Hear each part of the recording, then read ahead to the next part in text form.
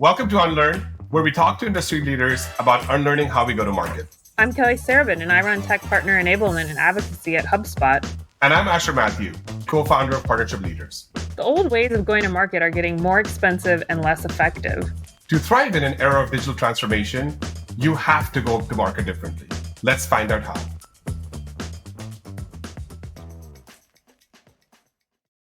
Hey, everybody, welcome back. This is another episode of the Unlearn podcast. I'm still here, and Kelly's also here with me, which is great. And, we do these podcasts because we really want to learn more from market leaders and industry leaders on the future of partnerships. And this season that we're in right now is, we're calling it the rise of the chief partner officer. So we're talking with more and more senior leaders in the marketplace who have excelled in partnerships and who have a point of view in partnerships. And so, but even if they don't have a point of view in partnerships, I feel like between Kelly and I, we can create a super interesting conversation about partnerships because all businesses have to learn about partnerships, and that's what we're focusing on. So with that said, let's introduce our guest today. Rachel, thanks so much for spending a little bit of time with us. Tell us a little bit about yourself. Oh, geez. Well, first of all, thank you so much for inviting me to be part of the Unlearn podcast. I think it's such a unique name because so many of us learn things, and then if we're not really good at unlearning them and learning new, it makes it really, really hard. So just to start off, my name's Rachel Skaff. I have been doing this for, we're just going to say a couple decades, but a couple decades of experience in leading a variety of successful transformations in sales and marketing, in the channel and operations. And frankly, I got my start as a technology practitioner. So, I started my early career out literally in the trenches, and we'll talk about that in a second. But I started out in the trenches trying to figure out how do we really, deliver remarkable experiences for our customers, and how do you motivate and energize teams to turn the ordinary into the extraordinary? So that's kind of the high level of who I am. But if we're going to dive just a little bit deeper, I'll start out with what I do today. Yeah, that'd be great. What I do today is I do not do a great job of being the wife and mother of 6 kids under 18. What I think I do a pretty good job of, though, is I'm the managing director of North America Partner Sales here at Amazon Web Services. Yep. So it's always this balancing act between what are you doing well personally and what are you doing well professionally. Yep. And those two I've never really been able to figure out how to do that tightrope act. But at AWS, I'm accountable for our channel sales organization across North America. So that's really focused on being the net new customer and net new revenue scaling engine for AWS by leveraging the channel and our partners to accelerate growth, to drive innovation, and shape the future. Sounds easy until you think about how fast AWS has grown, right? Based on our last earnings, we're now a $100 billion organization. Yep. And we're still growing, 12, 14% year over year. That's driven both by bottom line efficiencies, cost of sale, employee productivity, tools, processes, and the fact that we're able to go get net new revenue and customers. And when you have to grow a base on anything that ends in a B, it's not Should we easy. pause for your daughter? Oh my God, I'm so sorry. One of your 6 kids seemed to have come in her bathing suit, nonetheless. Are you kidding me? That was awesome. Okay, we'll cut that out. Maybe you just want to pick it up from the. Well, so I think this goes along really well with the Totally. things that I'm not doing very well, including the sign on my door that says recording in process, do not come in unless you're bleeding. I mean, it's just perfect. You're talking out like balancing being a mother of 6 kids and your job, and then the child comes in and just stands there and watches. This is fantastic. I mean, in her bathing suit. Having kids is a very humbling experience. Yeah. And when we talk about professional and personal, I don't know about you or your listeners who have kids, but I promise you, the only thing my kids can put away are empty boxes of cereal and fruit that has like one piece left in it. But everything else stays on the counter. Yeah. This is going to be the most realist podcast ever. I love it, for one, because it actually shows the busy lives we all live in. But I had Craig Rosenberg, who is a very famous analyst, on the podcast. And this was during COVID. And we're recording this podcast called Sunny Side Up. And his kids are screaming a little bit. So he's like, pause for a sec. I just got to go tell them, to quiet down. So he opens the door, yells at his kids, comes back and says, let's continue. And I'm like, Craig, your mic was not on mute. And he's like, it's okay. The world should know this stuff. It's a really important part of parenting. Yeah. I mean, honestly, that's kind of what it all is. And I do think that that a lot of times you listen to these podcasts or you read these articles in Forbes or Fortune about these executives that seem to have it all put together. Yeah.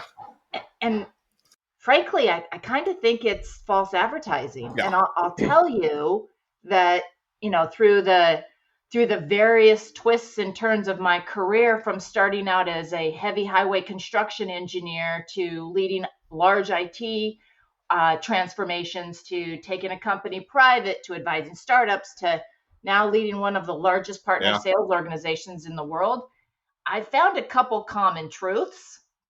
And this is applicable both personally and professionally. And I'll tell you, here are the 3 common truths. One, I am stealing from our CEO of Amazon. And what he says is there is no compression algorithm for experience. Yep. I think that's brilliant, right? Yep. 100%. And what I tell people, even new mothers, is, hey, you wouldn't learn to run a marathon from someone who's actually never done it. But why would you actually go think about asking advice from somebody who's never done that? Never done it. Who's so never true. done that. Yeah. And I think experience comes in all forms, not just tenure, right? Experience looks like someone who recently graduated from college. It sounds like someone who might be neurodivergent. I think it's diverse, it's inclusive, and great leaders try to learn from everyone. And I think great leaders also help develop the experience for Next Up, including kids that walk in the middle of a podcast and we're probably looking for something as simple as sunscreen when it's in the exact same place that it's been since we moved into this house. That's right. I share lots of the same moments with you, although this is the reason why today have my camera this way. But if my camera was this way, I'm sure we would have a moment like that too. Yes. Well, on top of all of that, I'm also going through a major remodel in my personal life. So hence the mess behind me. But, here's another universal truth. Again, adopted from Amazon, but it's always day one. Yep. Versus one day. So, I think all of us used to think, geez, one day I am going to start my exercise routine, or one day I am, I'm going to go get this job that I absolutely love, or one day. And frankly, I think that the truth now, as I've got kids that are getting ready to go to college, I used to leave things for one day like it was mine. But, kind of what I've learned is that one day priorities change. Our kids grow up, or one day the board loses confidence in you, or one day the entire business shifts under you. So you can't wait, because if we all wait for that one day, we're going to lose those best moments and the best opportunities and, frankly, the best bosses. So you switch your mindset to, okay, it's day one. How do I really think about living my life as day one? It changes everything. Rachel, do you have any advice for working parents? Because I think you mentioned you don't think you have it dialed, but nevertheless, having 6 kids, I think for those of us, a lot of us who have 2 kids, right? Like, you're probably kicking butt in a way that we should be able to do with 2, that you're hitting 6. But no, I think to your point about like the newspaper coverage, this idea, but also especially with women executives, right? Like a lot of times that side of life is just hidden behind the scenes, right? So women who are coming up in the trenches, it's like figure it out on your own, or kind of like don't have those pictures out, don't talk about it, just be at work. Any lessons learned, any advice you have for people kind of coming up and thinking about their life and making those choices? Geez. Huh. It's really hard. It's really, really hard. It doesn't matter if you have a fur baby, meaning a cat or a dog, or you've got 6 babies, or you've got one that is a grown adult, or you have aging parents that you're trying to take care of. It's just really hard, and I don't think enough people talk about how hard it is. And I don't think enough people talk about, all of the magic that happens when you surround yourself with relentless humans, whether those humans are 6 months old or they're 76-year-old or anything in between. People don't talk about the magic, but they also don't talk about the mess. And there's plenty of mess in being a human. Yep.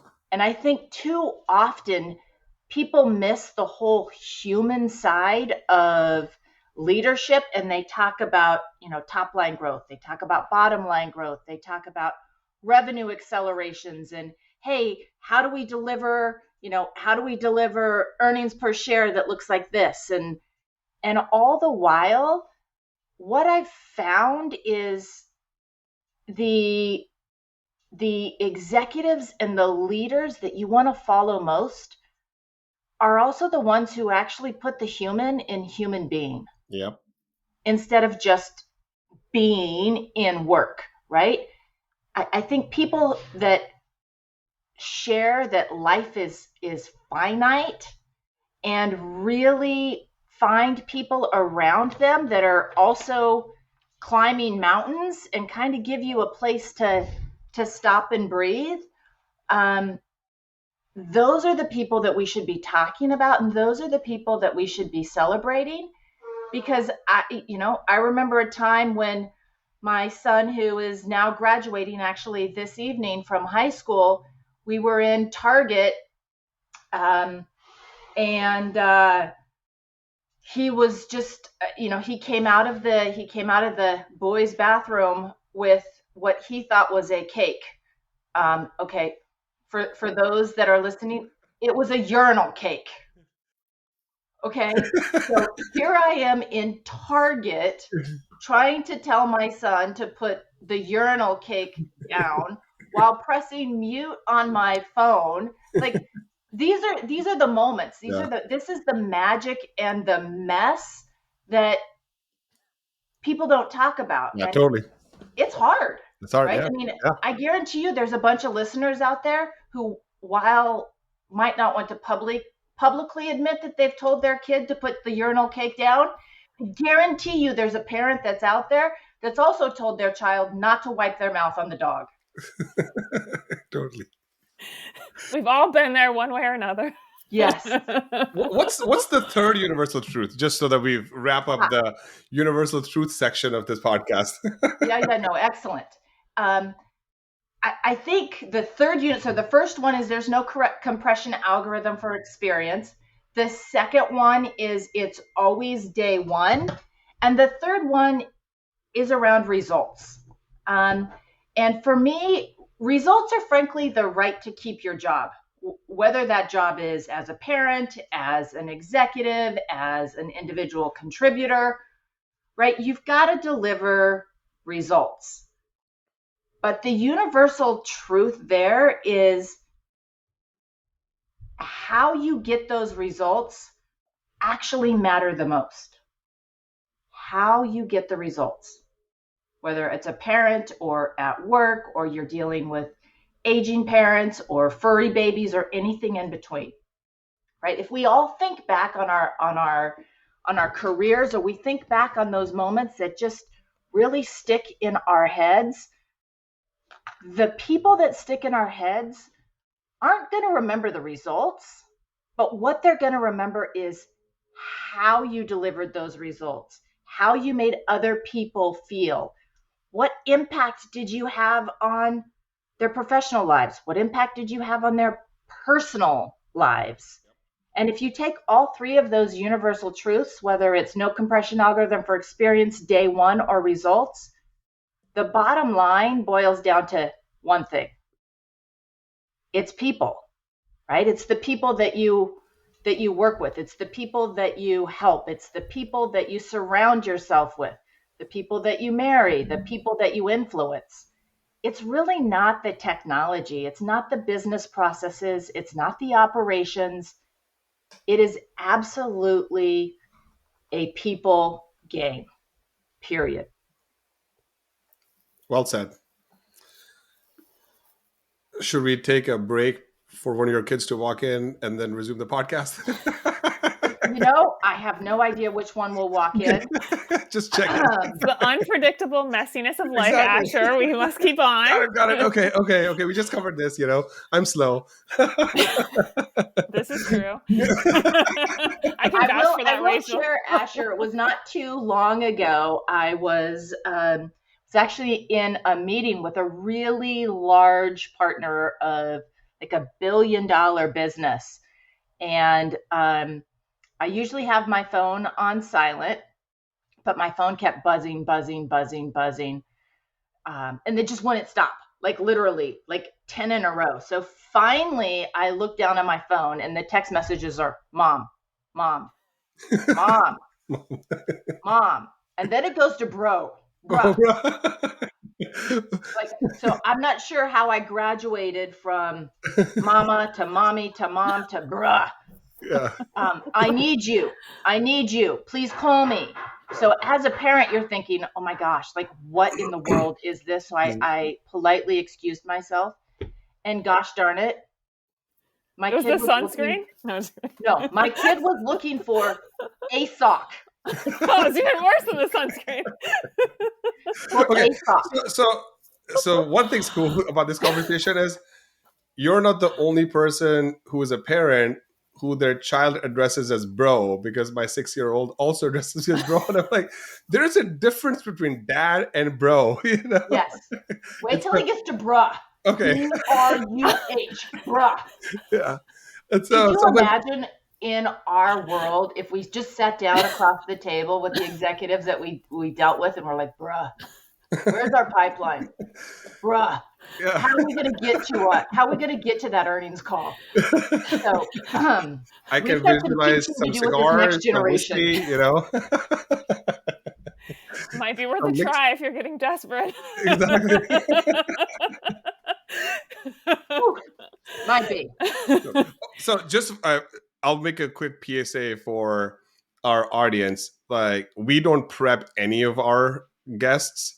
I think we probably made one exception to the rule for someone, but this is like no prep. This is as real as the guests and the host get. So I just wanted to put that out there because people are like, wow, this is a pretty weird podcast. I'm like, it's actually not a weird podcast.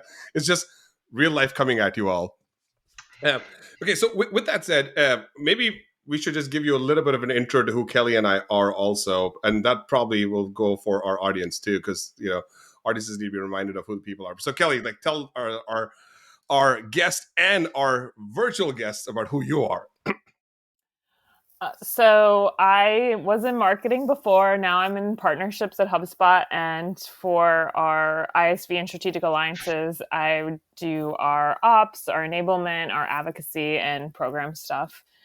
And I've worked with Asher on a number of projects together in terms of putting out content as part of that advocacy arm. We've really worked on a lot of research projects where we've kind of surveyed partnership leaders to kind of get a pulse on what's going on in the industry.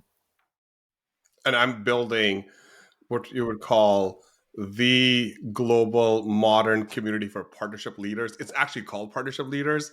I feel like this market was so underserved that the domain partnership leaders was available. And I'm like, that has got to be a signal, and so since then, we have about 2,000 members in 60 countries. And there's a bunch of AWSers like Josh Green and a whole bunch of crew is a member. And so we operate in 60 countries. And then we have about 1,200 companies that are customers. And by the way, we just finished a 7-city tour with AWS on cloud sales readiness that the startup team sponsored with the channel company and with Workspan. And so it was actually a pretty fun time to just go through the market and help people understand like what cloud sales readiness actually means. So that's a little bit of an intro to like who we are.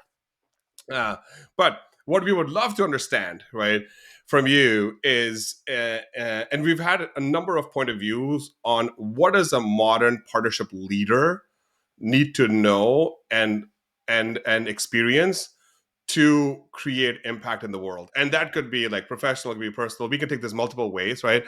But since you are at the, I would say, bleeding edge of partner sales, we'd love to get some point of view from you on like, well, what does this individual or professional now need to know and prepare themselves for a senior role?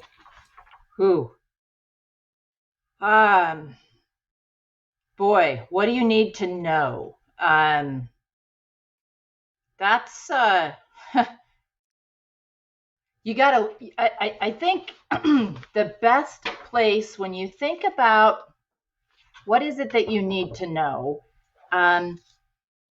you need to know that change is absolutely inevitable, and what you knew today, you can certainly build upon for tomorrow. But that's kind of why I love the title of this podcast is Unlearn, because it's about unlearning some of the things that might have been in place for channel sales leaders in the past decade to where we're at today, right? We've got to relearn and resynthesize. Hey, how do we help our customers get to where they want to get with their cloud journey?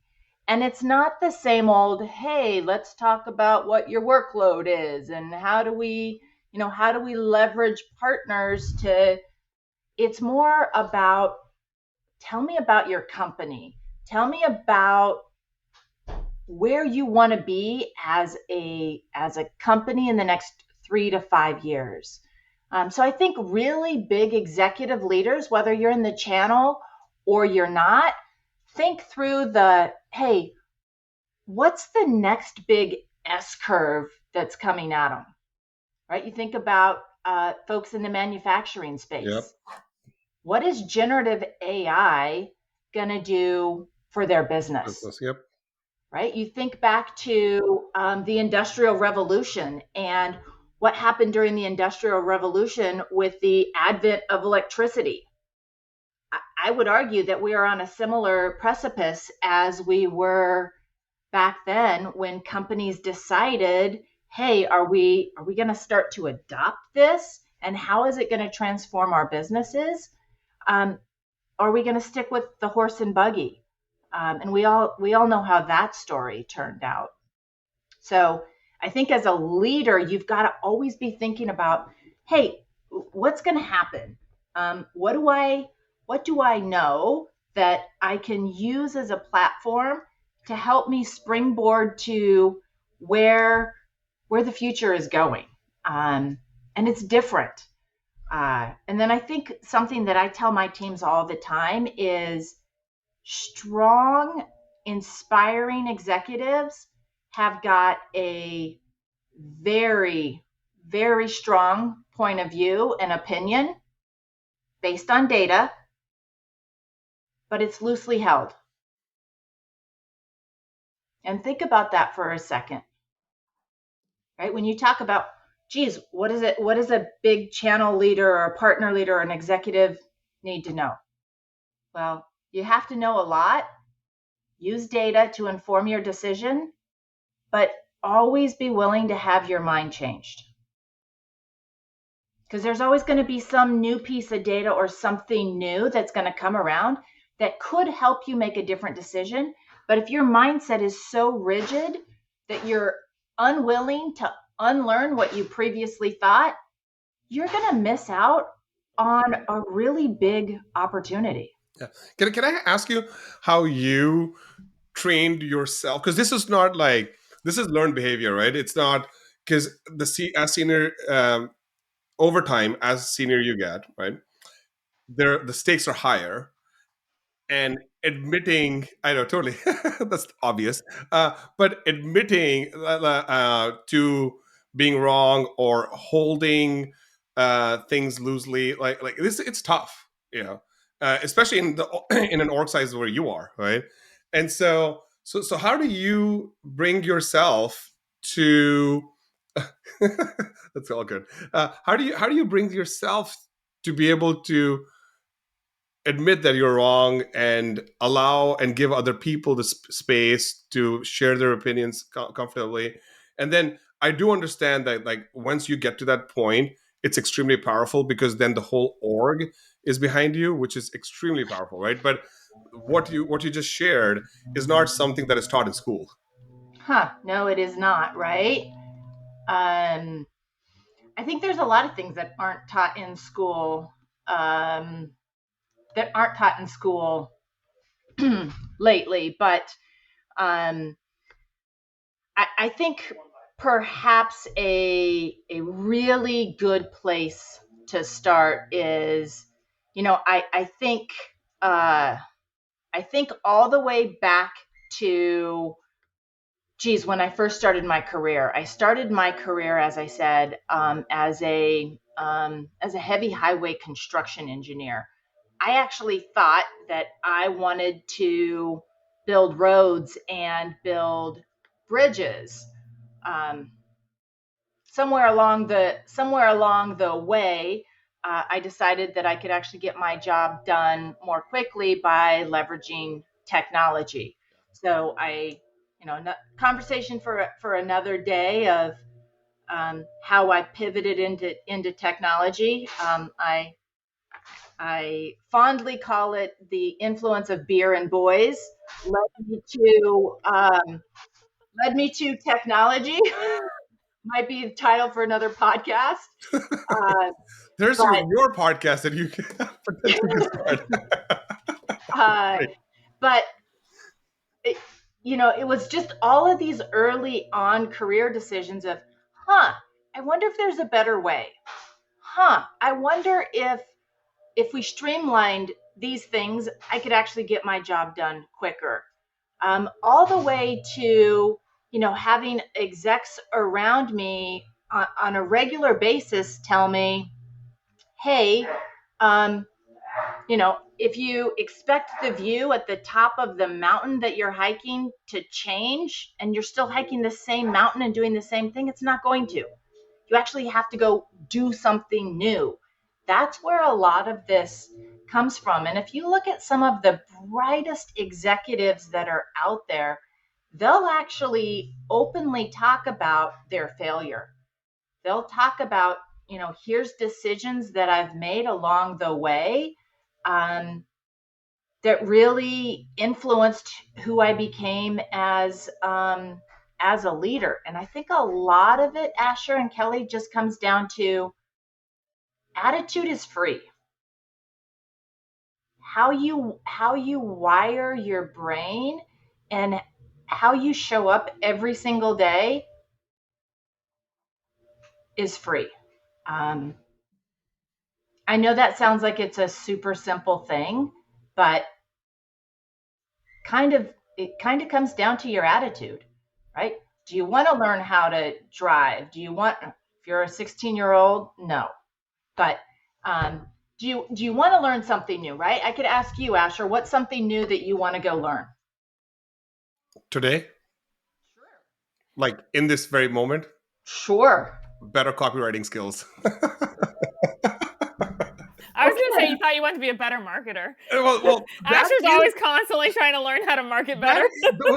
So that would be the category, but I went uber specific because I'm like, in marketing, I think better copywriting would help a lot, and I also feel like a lot of people that learn marketing actually miss out on that part. So Rachel, I wanted to ask you something so I feel like you're identifying a couple different macro trends and then like a good leader in general. And you're really flagging, we are in a state of change right now that's been exponentially growing, and we're like on the cusp of something that would be even more so. And being a leader in that environment, right, you have to still lead with purpose and strength, but be open to the fact that there's even more uncertainty than perhaps there always is, which there always is uncertainty anyway. How do you, when you think about yourself as a people leader, how do you act as steward of a large team where some people may not be comfortable with that change, right? So like some people have more agility and strength than others, right? And so you can collect those people on your team, but realistically, when you have large teams, you're not going to only have those type of people on your team. So how do you lead with strength, be able to pivot quickly and potentially even more quickly than ever in these times, but still, is it the human component that keeps those individuals feeling like they're still on a directed ship, I guess? Geez. I feel like Rachel's answer is going to be beer. Well, if it were later in the day, perhaps. Totally. That's great. I think there's a couple things,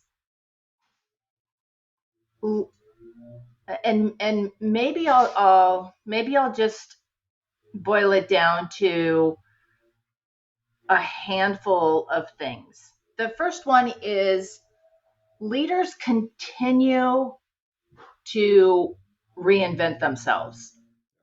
Big leaders continue to reinvent themselves. Whether you start out as a heavy highway civil engineer to a channel leader of one of the largest companies in the world, you can look back and see all the different career jumps that people have made or the educations that they've provided to themselves. So leaders invent themselves. And when you're leading large organizations, you don't, right? We talked about this in the beginning. There's power in diversity. You don't want everybody in your organization to think exactly like you or, come from the same background. That doesn't actually help.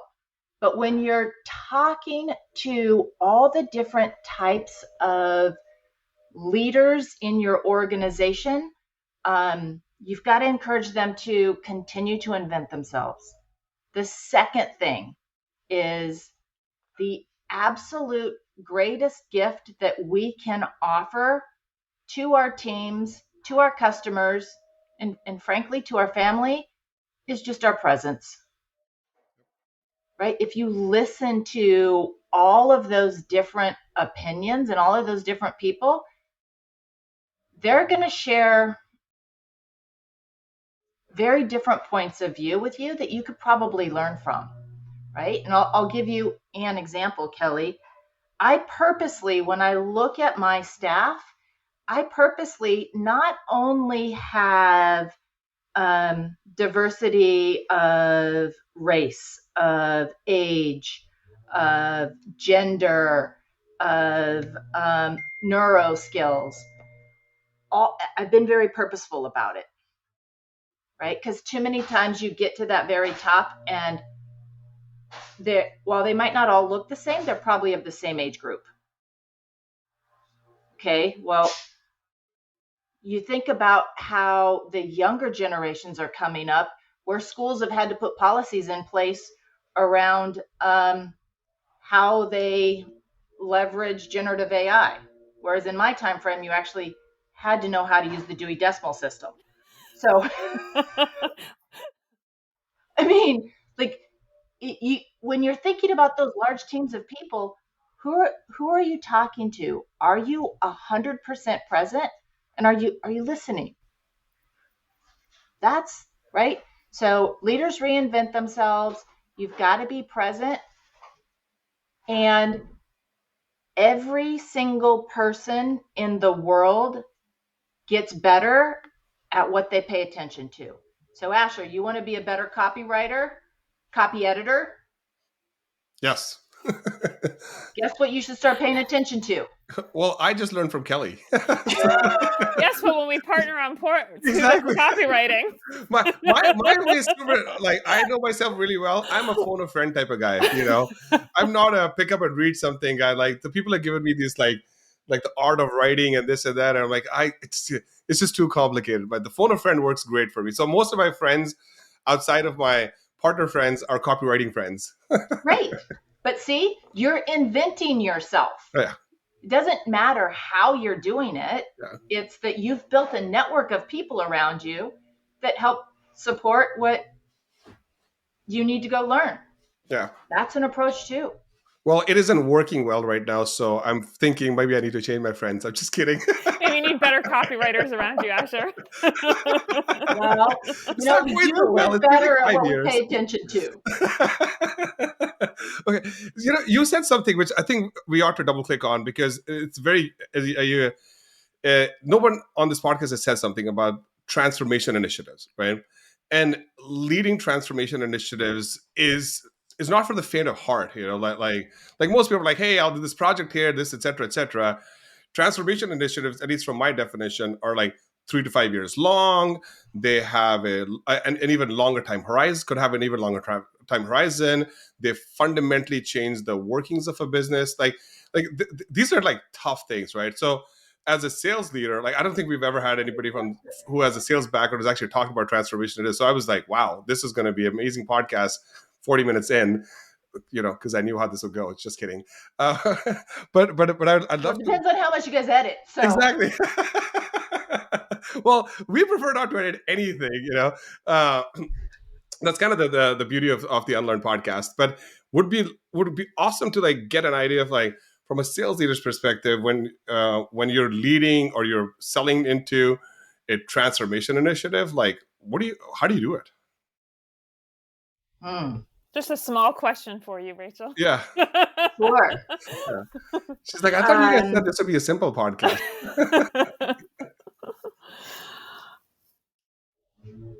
It's, I think, to simplify it, and then I'll provide more detail, but to simplify it, I think a mantra for me has always been, if you don't get goosebumps by what it is that you're about to go do, or it isn't a hell yeah, then it's not good enough, or it should be a no. Something I probably should have learned from my first marriage, but that's another podcast too. Related to the Beers and Bros podcast, maybe. That's right. But think about, and then I'll answer it from a transformation perspective, totally. Right? When you think about when you all decided to start this podcast, it gave you goosebumps, right? And it was oh my gosh, of course we have to do this. That's a transformation story in itself. when you think about transforming organizations or you think about transforming customers, I'll take you on the transformation of AWS partner sales. When I got here 3 years ago, our global partner sales organization was not commissioned like salespeople. That was a head scratcher for me of, oh, well, okay. So I went on a journey of learning and trying to understand, because there's always reasons why something was, and you've got to understand the was before you can get to the is and the going to be. So you fast forward 3 years, which is the amount of time that I've been here at AWS, and we've completely transformed a global partner sales organization to be relentlessly customer obsessed and aligned with our account managers out there having customer conversations about their businesses. That goes from everything from transforming a organization's minds and their hearts into actual dollars, helping organizations figure out, hey, how do I simplify this task? How do I take all of the information for a publicly traded company that's in a 10K or a 10Q and use all of my past plus all of the things that I'm unlearning to figure out what that customer is really trying to solve. So it's something that I feel super, super passionate about. And by no means are we done. But all of that transformation, it wasn't easy. Taking an organization like AWS and working through all of the processes and all of the procedures and helping people understand, here's what the future could be. And here is the path to get there. Something that I have started telling my 18-year-old is, if the path is laid out in front of you, it's somebody else's path. It's the same with transformations. Now, there's going to be some signs along the way of, oh, hey, like I've seen that before. Maybe I need to do this. But every single company and every single leader is going to be on a transformation journey as generative AI really starts to change everything we do. Shortest kind of answer that leads back to, hey, if you wake up every day and it's not a hell yeah, go find something else. How important is it for you to have peer networks and peer learning kind of in a similar role? Because you sound very exceptional about connecting with different stakeholders on different levels, understanding, translating back to them to move initiatives forward. But to your point about pushing a path forward that's somewhat uncertain, how important do you think it is to be connected to those that potentially other organizations or with your organizations that are kind of doing similar journeys that you can learn from them? Yes. So there is a really old adage, I think it's an African proverb that says, if you want to go fast, go alone. If you want to go far, go together. And when you think about pretty much anything that you're doing, and trust me, I've learned the hard way multiple times of leverage the people around you that might have done it before, right? We started this podcast by saying, hey, why would you train to run a marathon from somebody who's never run a marathon before? Just doesn't make sense. Why would you go down a complete business transformation if you don't also surround yourself with people who've done something similar? It's not going to be identical because the path of all of ours is unique. But Asher talked about, hey, I don't learn from reading, clearly, because he's the podcast guy.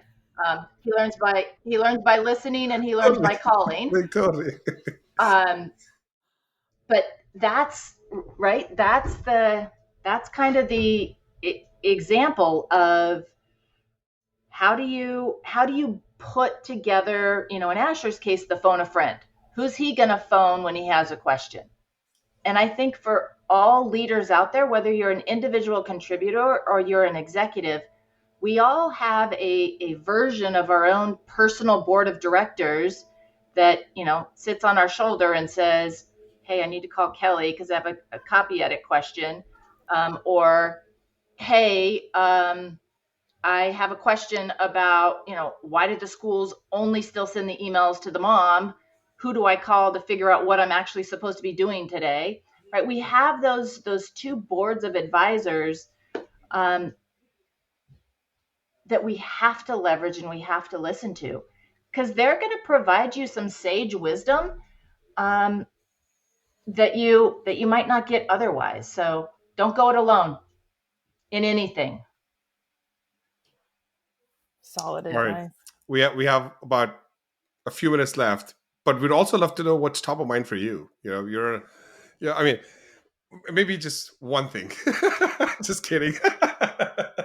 You seem like a very friendly person. So, and this podcast has been uber real. This is amazing. So, but we're always curious, like what's top of mind for executives. So what's top of mind for you? I think top of mind for me is all about our customers, right? Customer centricity is absolutely our North Star. And when you sit down and you work backwards from our customer and you leverage partners to help them solve their biggest problems, we are going to be able to take the ordinary and turn it into the extraordinary. So you asked for one, I'm going to give you two. So customer centricity is top of mind. The second thing that is always top of mind for me is one of our leadership principles, which is around success and scale bring broad responsibility. So when I think about the impact that Amazon and AWS has on the world, every single day, I do wake up with goosebumps, and I do wake up thinking, hey, it is my job to make sure that we are creating better, we are doing better, and we are being better for the world at large. So those two things really lead me every single day and remain top of mind. How do you stay close to the customers? Do you make it a priority to personally interface with customers so that I'm sure you have tons of data at your fingertips, but as you've noted, that human element, you often learn things that you don't see in a spreadsheet. For sure. So for me, and I think for all of us, just open up your calendar when you're not listening to this podcast, but open up your calendar and look at what's on there, right? We talked about you get better at what you focus on. If your entire calendar is full of internal meetings, might be an opportunity to shift that. So for me, it's a very deliberate focus of 50+% of my time is with customers and with partners and very external facing. Another, 20-ish% is preparing for those, except for this podcast, because clearly there was no prep. Not sure I'll be invited back, but I would love to. And I will make sure I lock my doors and put a bigger sign on it. And then I try to spend, 15-20% just on operations and metrics. But we're all externally focused, and you have to be. Yeah. Well, we were hoping we'll come to your podcast because we came up with 2 ideas on this one for you. Yeah. So we'll wait for the invite. Nope, my phone a friend is to Asher and Kelly. We'll start a chime group. How about that? So I'll make a just a closing comment on this thing that you just talked about, which is partner teams being moved from non-quota carrying roles to quota carrying roles. I'll tell you this: like partnership leaders started 5 years ago, and I always thought that all partner reps carry quota because I've never not had a quota myself, right? And it wasn't until I went full time, which was last year, that I realized that there's a lot of partner folks that don't carry quota. And partnership leaders' roots are actually in tech partnerships, which you can say tech partner people are like product managers, and in world-class companies, product managers also carry quota. So whether you are variable commission based or you are bonus based, like you are carrying some sort of quota because you're working in a business whose mission is to generate profits or shareholder value, which ultimately comes back to profits, right? So you are carrying a quota in some form of way. Yep. But the number of leaders that have told me that they went into organizations and found that their partner reps did not carry quota was surprising to me. And all of those leaders in the last year and a half have gone and on to transform their teams to have quota carrying roles. I mean, it was surprising. And these are not like startups. Like these are like growth companies and like large companies. And this is a trend all the way around. And that's one of the reasons why we always encourage our members and the market at large to just get very comfortable with carrying an incentive. And there's multiple ways to like figure out like what that incentive is, but you have to figure out how to generate revenue if you're going to be in a partner role, and it doesn't matter what type of partner role you're in. I agree. And there's a bunch of different ways to think about what that quota looks like, and I think every organization is in a different stage of their journey. But regardless, right, comes back to results. How do you make sure that what you are delivering adds value to the customers that you're supporting? Maybe that's in terms of revenue. Maybe that's in terms of counts. There's not necessarily a one size fits all, but I do think it's super important. Kelly, any closing questions? No, thank you for joining us. This was an amazing conversation. I learned a lot. Up, and look at that. There's my chime for my next meeting right there. So, by the way, at least I was told that is the number one feature of Chime, that it actually really sends an alert right before the next meeting, and that's one of the reasons why people love it. It does send an alert right before the next meeting. I have not been able to yet figure out how to use generative AI to put something on my door to keep intruders out that says on air or anything like that. So delegate that to Alexa. Yep. And here you go. Here's another call from a kid. Super. All right. Well, Rachel, thank you so much for spending time with us. And thank you for actually being super real on the podcast too. We will definitely bring you back once we get a little bit further into what does the transformation of partner sales look like. But again, now you know us. Phone us if you need help. Excellent. Well, I will be sure to. I'll be sure to phone you once you get it all published and put together. I would be happy to promote here's what the messy life of an AWS executive really looks like. Yes. So I'm sure it's similar to a lot of people. All right. Yes, Thank you so much. And we'll see you soon. Sounds great.